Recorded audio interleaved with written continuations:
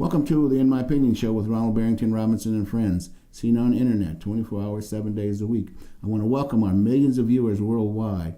Folks, when you listen to these programs and so forth, hopefully you will share them with all your friends, okay, so that the world will know what's happening. All right, we try to bring the most current news available to you, and the truth as best as we know it to be. I want to welcome my very talented co-host, Mrs. Jackie Williams. Hello, everyone. And Mr. Henry Hatter. Hi, Ron and Jackie. Welcome. New political maps being withdrawn for elections ordered for 2020. Michigan voters. Politicians no longer will draw their own district maps. A 3-judge panel is determined to stop gerrymandering. And this has been going on. Both parties do it, okay? But it appears that the Republicans got their hands caught in a cookie jar, okay, in 2010, which was certainly disfavorable to Democrats.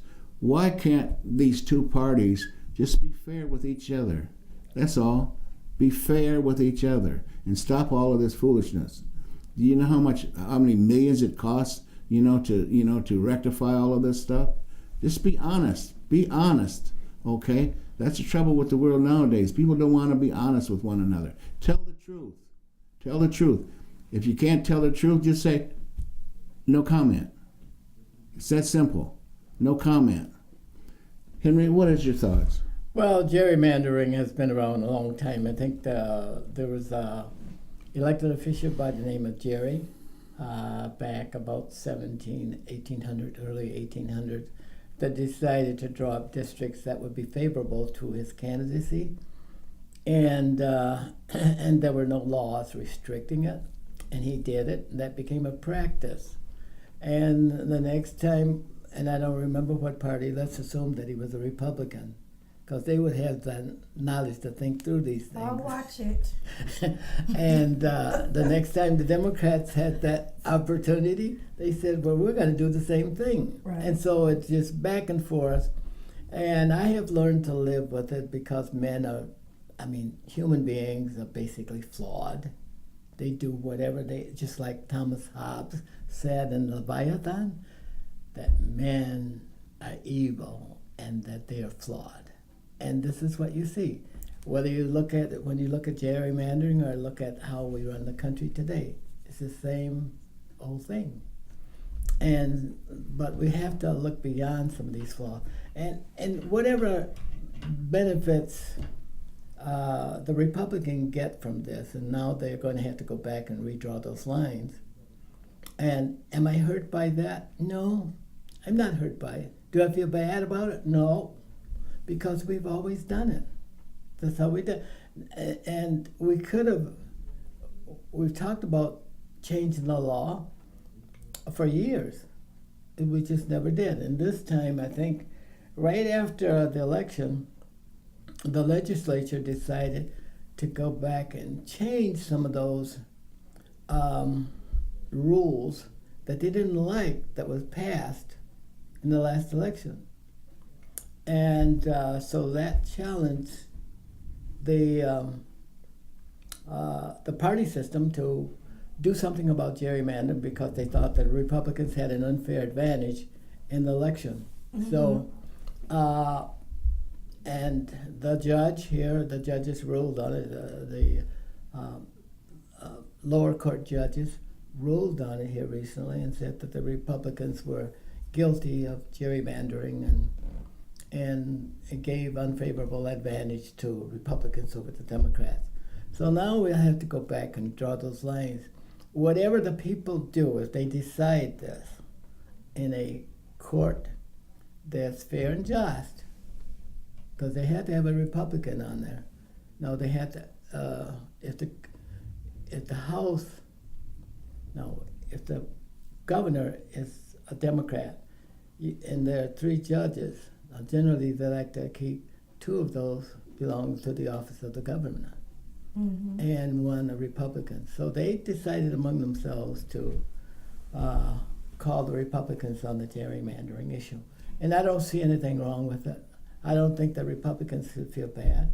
I think the Republicans and Democrats should get along with it. Yeah, they're not going to feel bad. They're just going to lose. Lose what? Because the way that they was drawn, it was favorable to them winning in so many different districts. Yeah, but they're not going to go back and take the positions. No, they're not going to take a government. position, but I'm saying the elections are going to show different, is what Yeah. I'm saying. There's going to be a chance where it's going to be fair. It's not going to be just a dominance, is what I'm saying. Yeah, but the thing is, nobody gets punished here. No, I'm not saying they get punished, but I'm saying they're going to get punished in the polls because it's going to be more fair. So it's not going to be like a sweeping. I have no problem with that. Yeah, it's not going to be sweeping. So that's really good. This is getting scary that you keep agreeing with me. But you know what I feel? You know what I feel that's going to happen though. I see it. I hope not. Republicans are going to appeal this 3-judge panel. All right, which will probably wind up at the Supreme Court. You know how long that's going to take.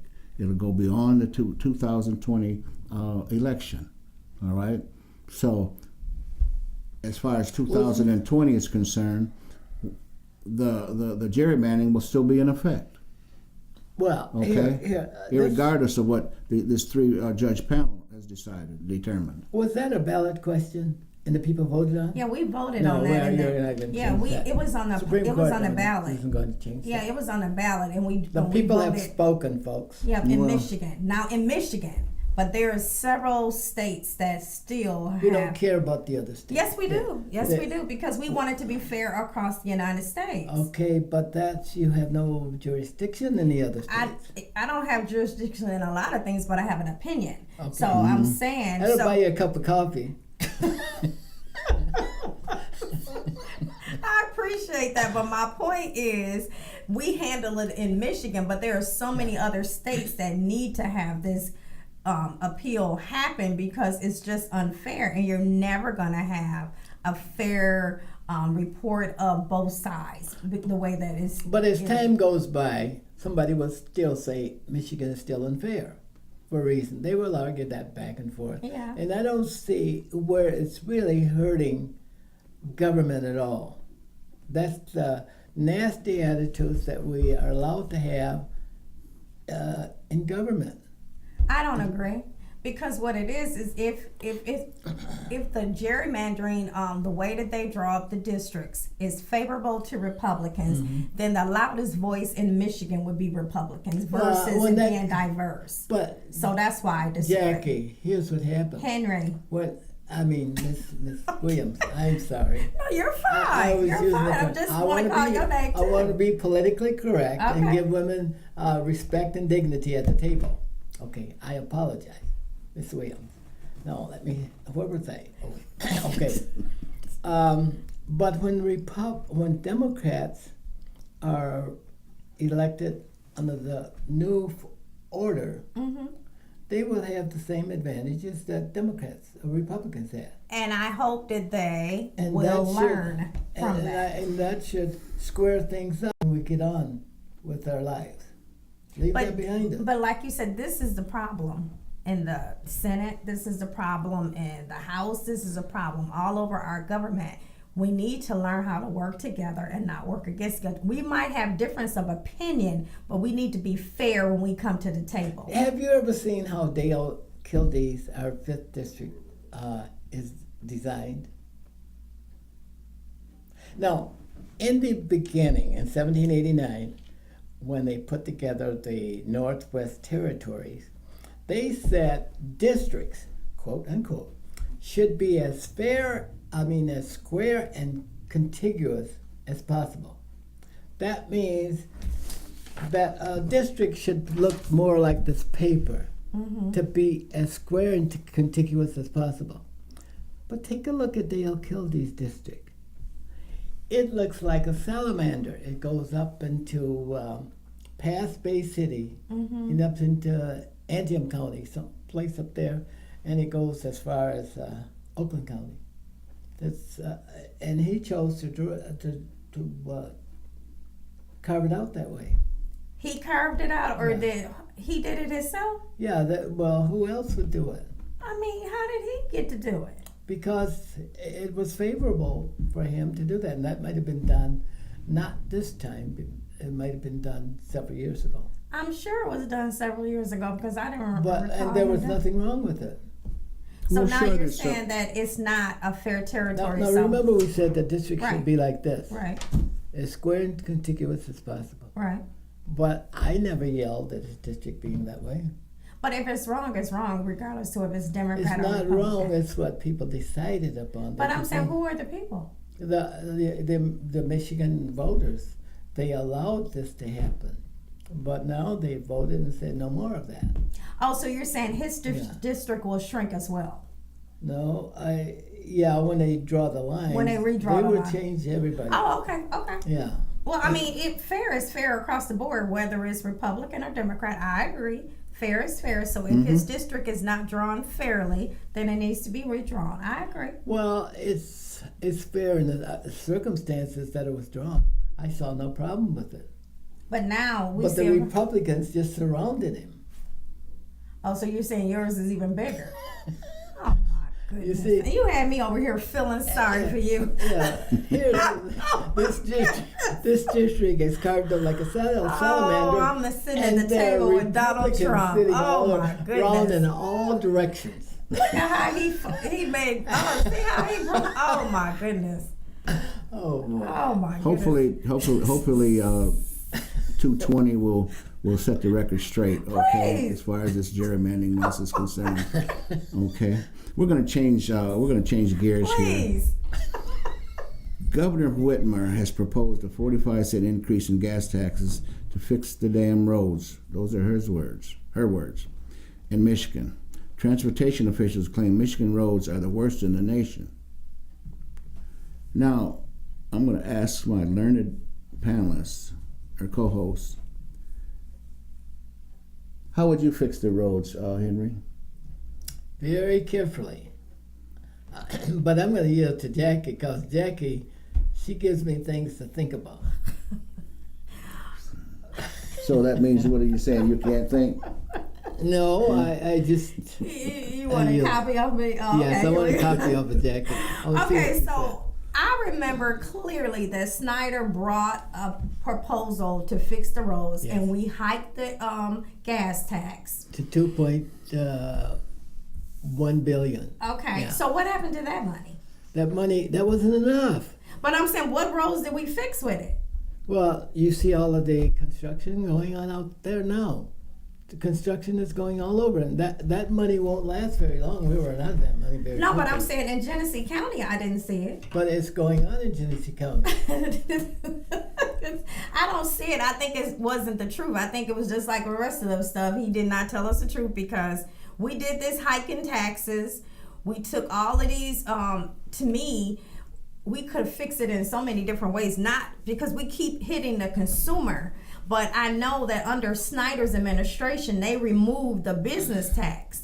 See, and it seems like every time a Republican get in office, they help the bigger guy and they hurt the smaller guy. So if the businesses, because last I checked, it's not consumers driving around with the ton trucks. It's the businesses. So how can you take the tax away from them and hurt us? Because the weight of my car is not tearing up the roads. So they're tearing up the roads, but they're not responsible for helping fix the roads. So I propose that you put back the business tax so people who are able to handle that tax can help fix the roads that they destroy. Not hit the consumer with another tax. We've been hit enough in Michigan. We have the highest insurance. We have the bad, the worst roads. So why do you want to keep hitting us when you keep letting the business people get off? The tax breaks that this administration just passed, the businesses, they received all kinds of tax breaks. We lost tax breaks. So once again, they have enough money to do this, and they should do it because it's their responsibility, because they're the one they're destroying the roads. Well, I personally don't have a problem with the 45 cents, okay? If it's spent wisely, all right? I would suggest to the Governor Whitmer, all right, not only the 45 cents, okay, but also consider a couple toll roads, all right? All right? In Detroit. All across, I mean, the main, you know, I mean, 75, 23, 94, 69, okay? No. All right? That would affect us. A toll road, all right? You see them in other states, all right? To help offset, to get these roads are horrible. I mean, everywhere. I mean, everywhere. Put a tax on these big heavy trucks that you see up and down the roads, all right? Up and down the roads. We've got to do something, okay? We've got to do something. And I hope that the people in Lansing will wise up and come up with a consensus. You know, how are we going to do this? Yeah, 45 cents, that seems a lot, but I mean, I've blown 2 tires, all right? Yeah. All right. You know, I'm on my car, okay, busted a spring, because you never know when you're driving down the highway when, you know, up pops a big old hole, all right? 3 rims. And what is the replacement rule? Because there's a replacement rule. Come on, Henry. If you hit a road, if you hit a pothole and it's been reported and it's a certain amount of time that has elapsed, they will assist you with fixing your car. Because you're right. Good luck.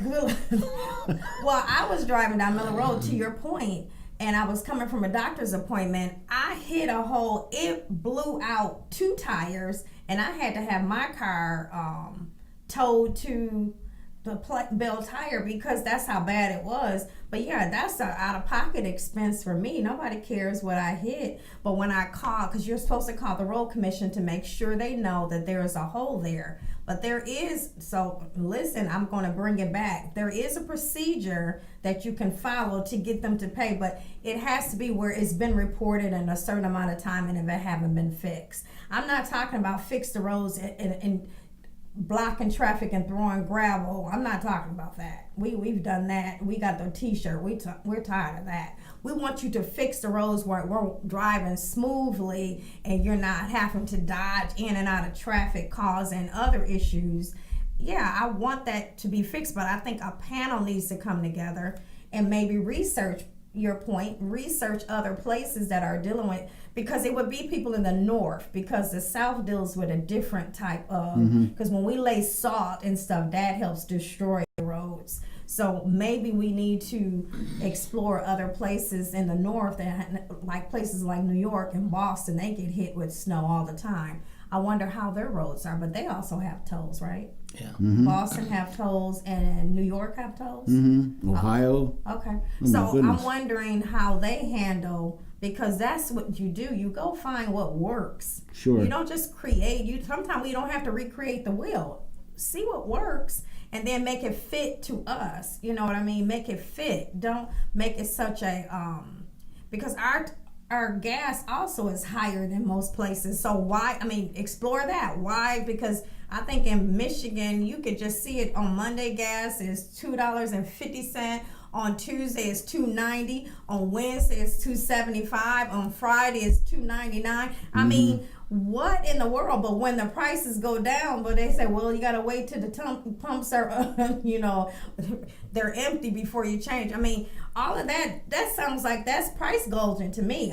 Because there is no way that the market is changing 5 days a week. That's true. So maybe we need to mandate that. Make sure, that the gas people are not price gouging us, and then so that 45 cent won't be as hard filled. If I know I go to the pump on Monday and the gas is $2.60, on Tuesday it might be $2.62, but it's not going to be $2.99.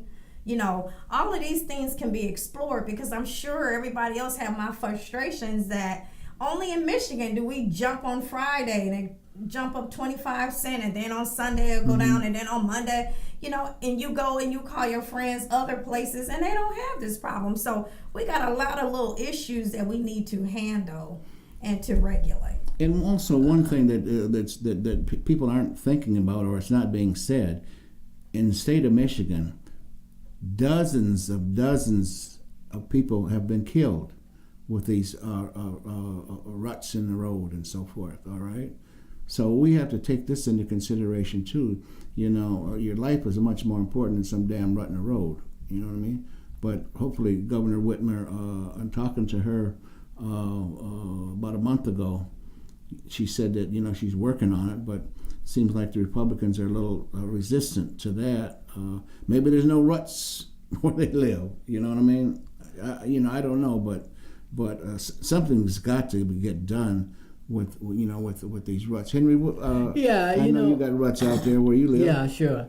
And Jackie, to your point, where there's a kit that they have, they can draw money out of, and just pay you for the tires that you lose.